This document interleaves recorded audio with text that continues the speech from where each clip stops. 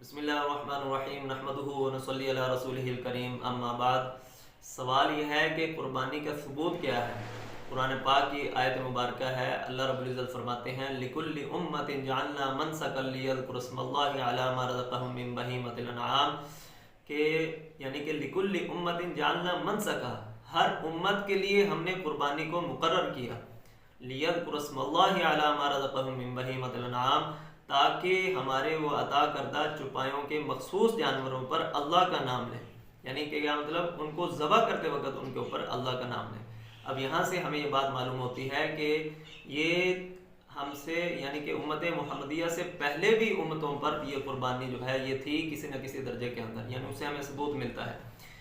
اسی طرح سے قرآن پاک کی ایک اور آیت مبارکہ ہے سورۃ المائدہ آیت نمبر 27 کے اندر اللہ رب العزت فرما رہے ہیں وَاتْلُ عَلَيْهِمْ نَبَأَ ابْنَيْ آدَمَ بِالْحَقِّ کہ ان کے اوپر قرآن پاک کی آیات تلاوت کیجیے، یعنی کہ کون سی آیات؟ حضرت آدم علیہ السلام کے بیٹوں کے تذکرہ جہاں پر ہے وَاتْلُ عَلَيْهِمْ نَبَأَ ابْنَيْ آدَمَ بِالْحَقِّ کہ آدم علیہ السلام کے دو بیٹوں کا ان کے اوپر تذکرہ فرمائیے کہ اذ قربا قربانا کہ جب ان دونوں نے قربانی کی۔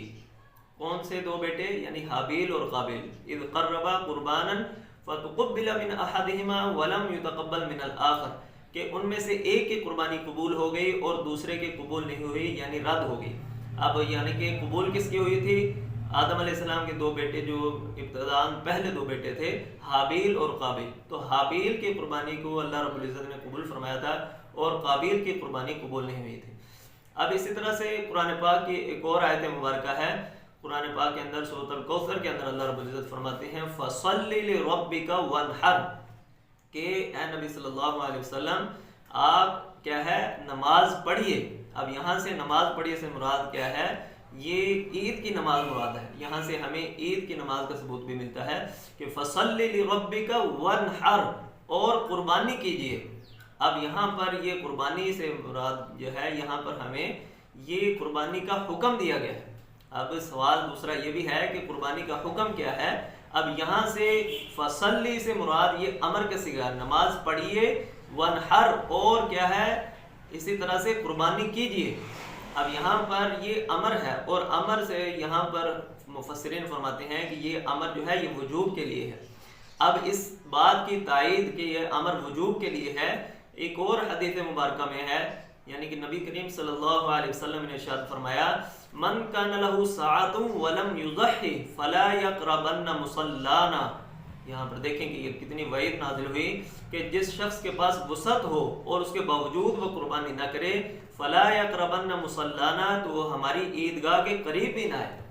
اب یہاں سے ہمیں یہ بات معلوم ہوئی کہ وعید اس وقت نازل ہوتی ہے جب کسی کام کے کرنے کا حکم دیا گیا اور وہ کام کسی نے نہیں کیا، اس پر تنبیہ ہوتی ہے، اس پر وعید نازل ہوتی ہے۔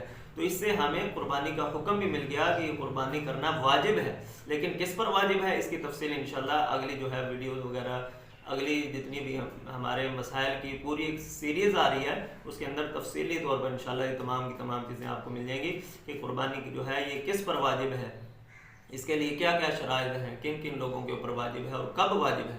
اللہ تعالی ہمیں صحیح معنوں کے اندر دین کی سمجھ عطا فرمائے اور عمل کی توفیق عطا فرمائے۔ وآخر دعوانا ان الحمد للہ رب العالمین۔